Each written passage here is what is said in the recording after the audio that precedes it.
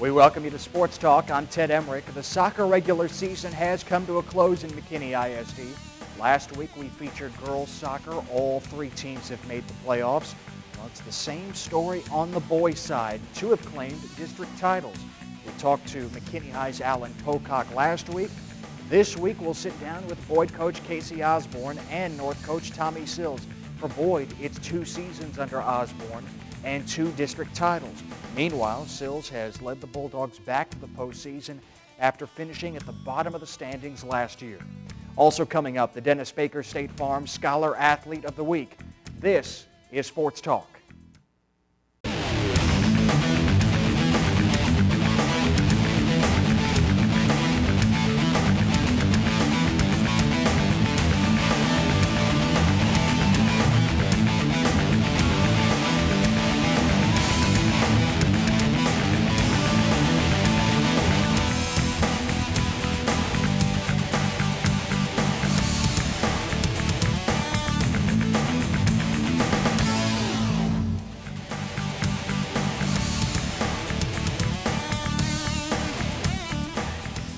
It was as good a spring break as you could imagine for the McKinney Lions after they wrapped up their second straight district championship under Coach Alan Pocock, who joins us now. And Alan, I'm sure that vacation at the Hill Country was a little sweeter after beating Sherman a couple of Fridays ago. Yeah, thanks, Ted. Good to be here again, and I looking forward. We knew we'd have a bye and then an open night during spring break, and I'm talking with Coach Ellis.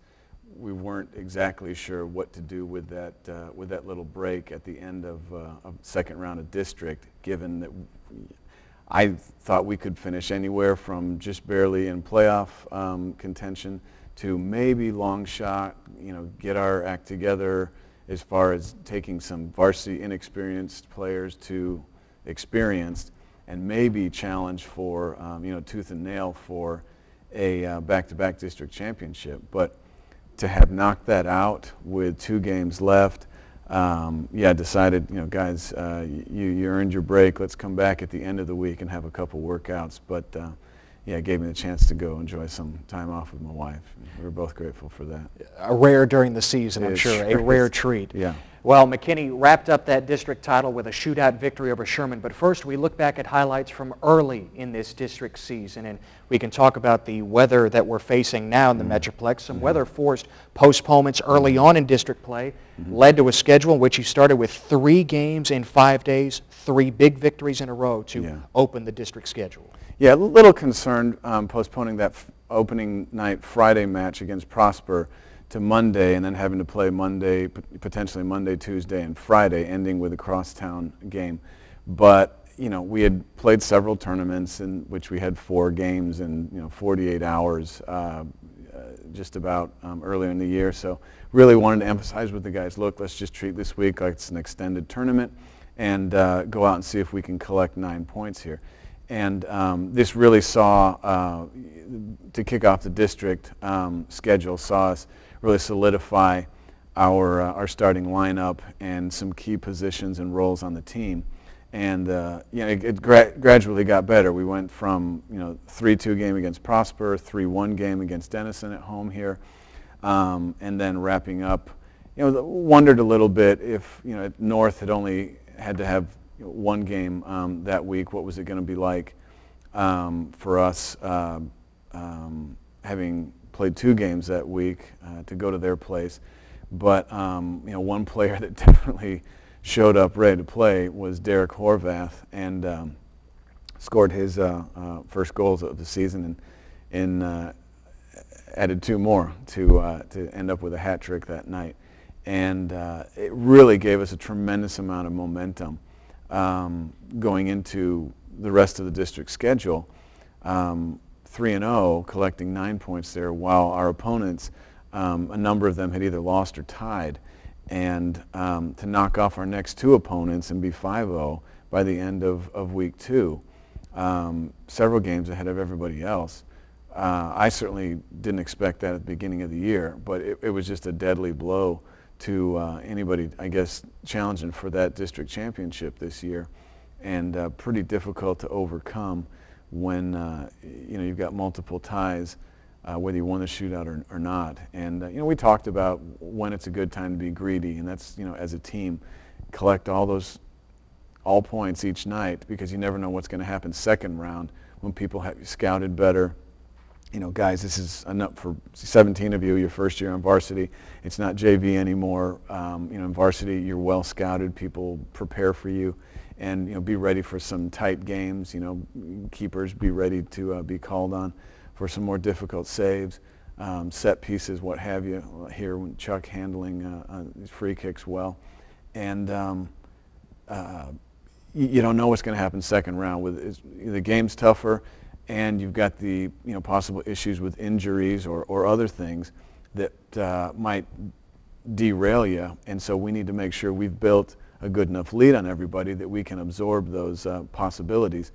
And fortunately, the guys continued to perform and collect 3 points every night. And so going into the second round, there were still several tight games. Our last game against Sherman that went to a shootout after 0-0, and then right before that, the second round matchup with McKinney North coming up here in a moment. We didn't win the game until the 9 minutes left in the match. Jason scoring here with his back to goal for the winner. Technically, whether we dominated or not, a game that could go either way. Same thing with Sherman. And for the boys to rep, I really would not have dreamed after the first month of the season, and certainly not last semester, that we would have wrapped up district championship and be undefeated going into the last 2 games of district. That was a real pleasant surprise, but I mean, the guys deserve it. They've worked their butts off in practice and games. You mentioned Chuck Schober early on. You say he's handling his free kicks pretty well in that clip. He's handled a lot of things well overall, 12 shutouts on the season, and a lot of credit goes not only to him, but your entire back line. Well, a lot of credit can certainly go to what J.T. Hawkins and the Horvath brothers do scoring-wise. Schober and that back line have certainly kept clean sheets all year. Yeah, it certainly logically can have a domino effect if your attackers aren't putting enough pressure on an opponent. Then there's a lot more work for a midfield to do, and if they're not able to cover that, now you've got more pressure on the defense, and defense gets beaten more, and now the keeper's facing more shots. But fortunately, the work of our attackers has kept up that steady pressure and kept opponents' back line on their heels, as well as. And that's not to say that we've dominated at midfield in every game. Our opponents had some good moments that put us back on our heels, but for our defense and Chuck to come up big on some of those moments that had we given up a goal here or there, it could have really changed the face of the game. But just to have that kind of stranglehold and that many shutouts, that's another surprise. Again, I thought that if we did qualify for playoffs for an 8th season in a row, or even challenge for a district championship back-to-back for the first time, that it would certainly not be as tidy as it seemed on the score sheet for us. That was a surprise. Schober, he has piled up those shutouts. J.T. Hawkins has been piling up goals just like he did as a junior. 16 this season, and the scoring was a bit more balanced last year. You had 3 players with double-digit goals. This year you're starting to find more of that as the district schedule evolves, but did you expect Hawkins to be able to carry such a heavy burden here this season? I don't know about expected, wished and hoped for.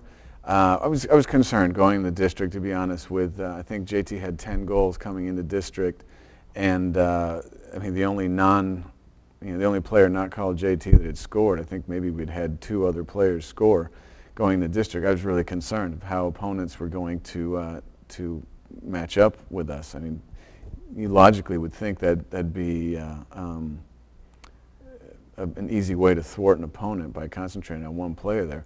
But to have Jerson and Derek and Jason, Tony and Ismail all contribute offensively there at key times in the game. Ismail twice coming off the bench to contribute. Tony with 2 game winners. Man, that makes it tough now on an opponent if they've keyed in on 1 or 2 individuals and yet 2 more step up. That's the kind of statistics that we really wanted to see, things spread out. Kind of culminated in that away game against Anna. It was an 11-0 win, but 10 different players scored. Only one with multiple goals. Yeah, that was a shocker. JT had the first 2 there, but everybody else getting in on that. That's a great showing, including several defenders.